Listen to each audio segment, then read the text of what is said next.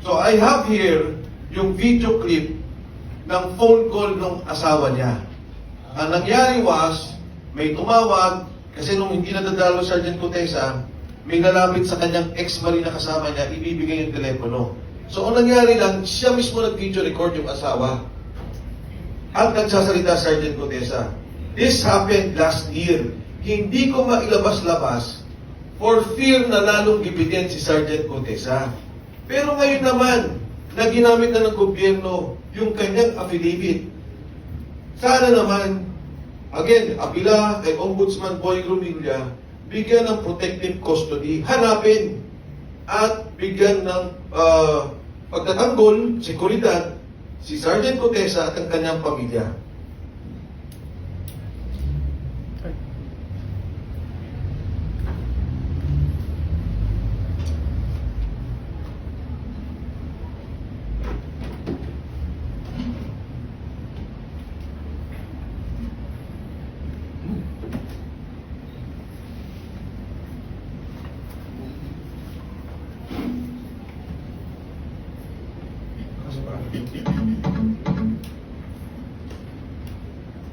Teka. Chelsea's Larissa. Hindi, okay lang na Okay. hindi pa naka-on yung volume. Yes. Ha? Ayun. So yan, no? Telepono. Ayan.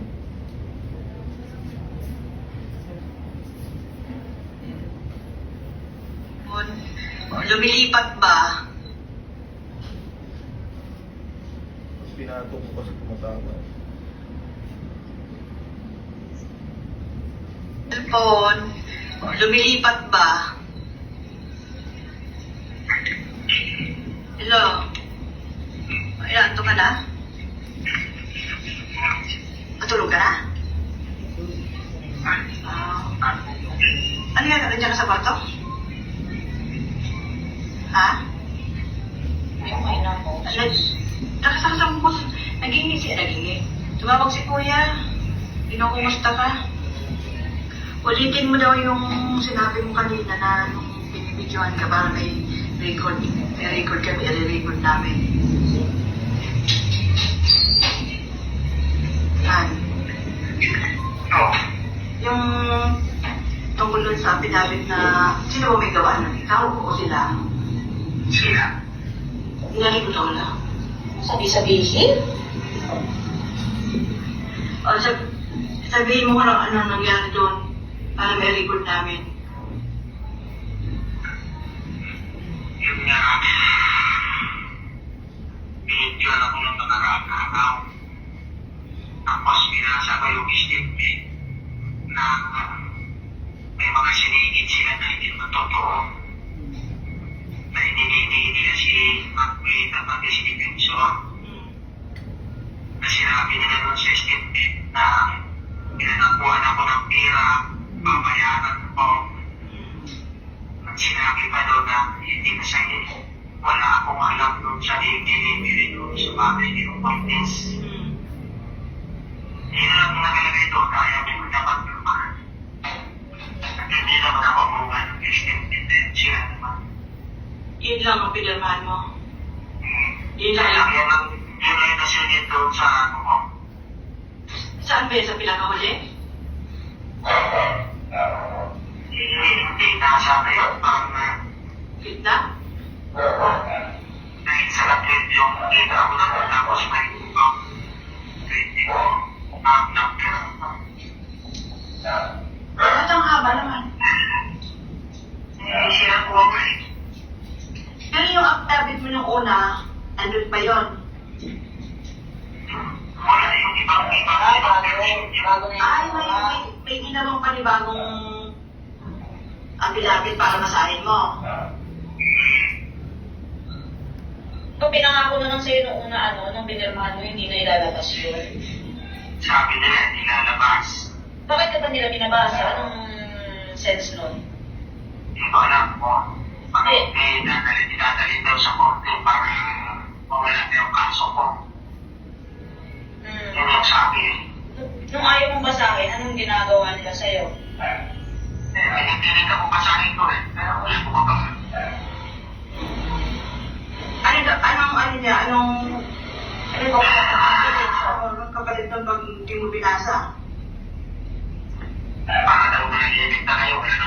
gulo dyan sa inyo.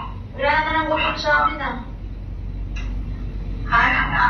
Sa totoo naman, wala nang gugulo sa amin.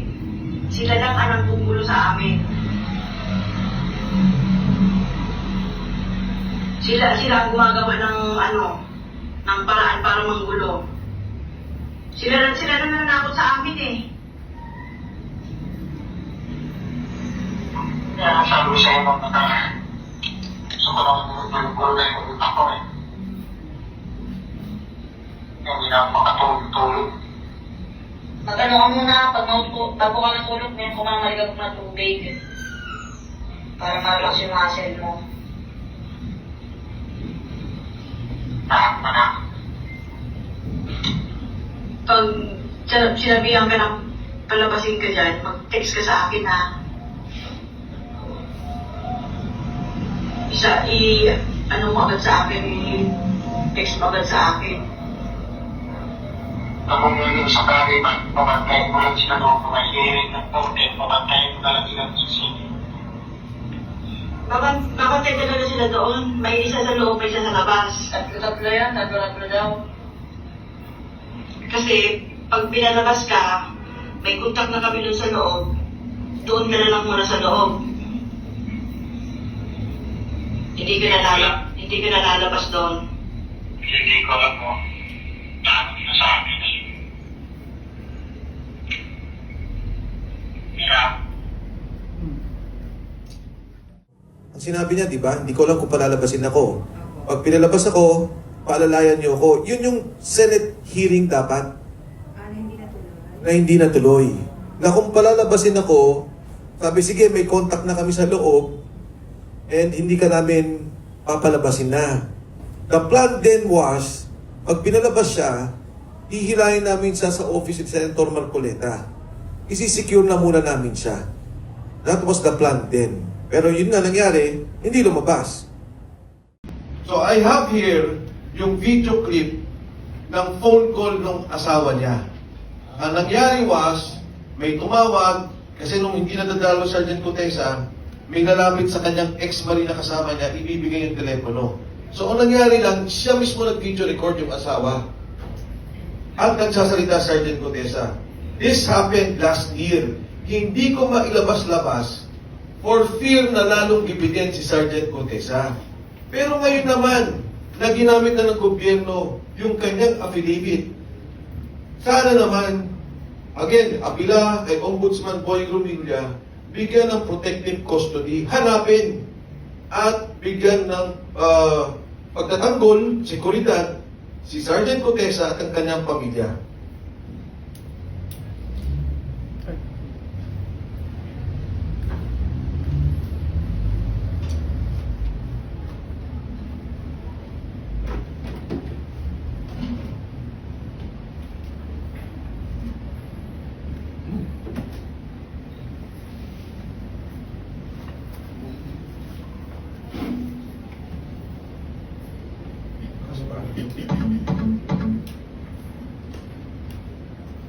Teka. Kaya sis Larissa. Hindi, okay na Okay. hindi pa nakaano yung buhay mo. Yes. Ha? Ayun. So yan o, telepono. Ayan.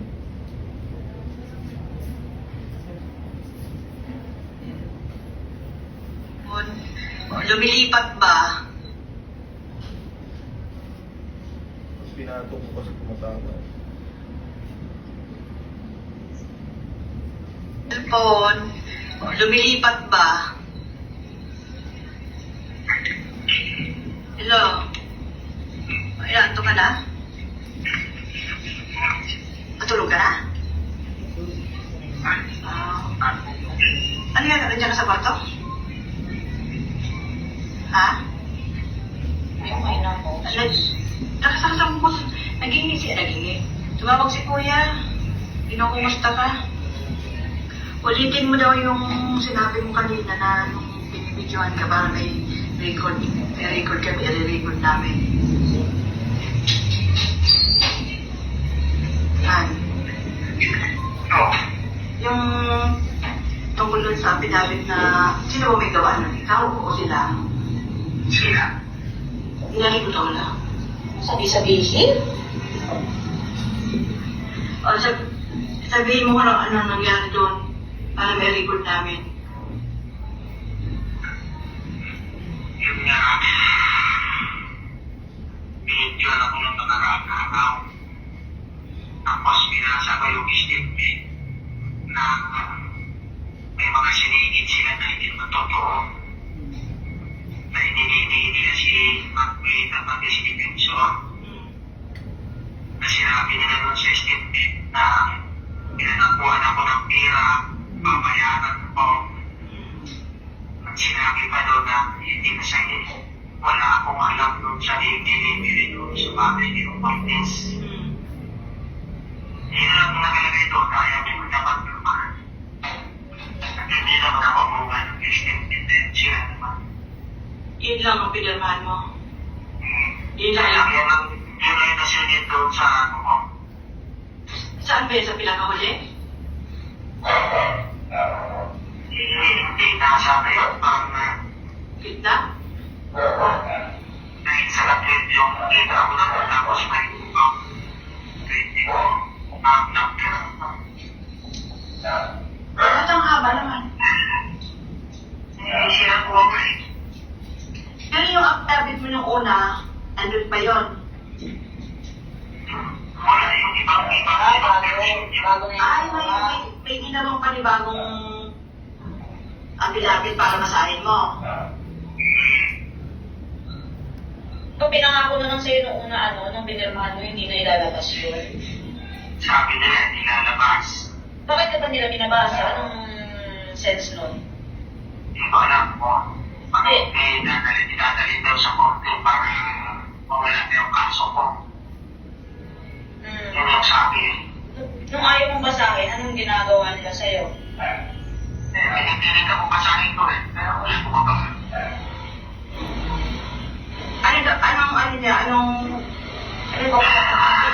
Anong kapalit ng pag hindi mo binasa?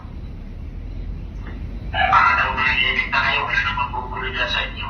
Wala naman ang gupon sa amin Sa totoo naman, wala nang bubulo sa amin. Sila lang ang nangbubulo sa amin. Sila ang gumagawa ng paraan para manggulo. Sila lang nananakot sa amin eh. Kaya sabi ko sa'yo mga nakaraan. Gusto ko lang yung na yung utak ko eh. Hindi na ako makatulog-tulog. Mag-ano ka muna, bago ka natulog, may kumamalig ako ng tubig. Para ma-relax yung muscle mo. Lahat pa na. Pag sinabihan ka ng palabasin ka dyan, mag-text ka sa akin ha.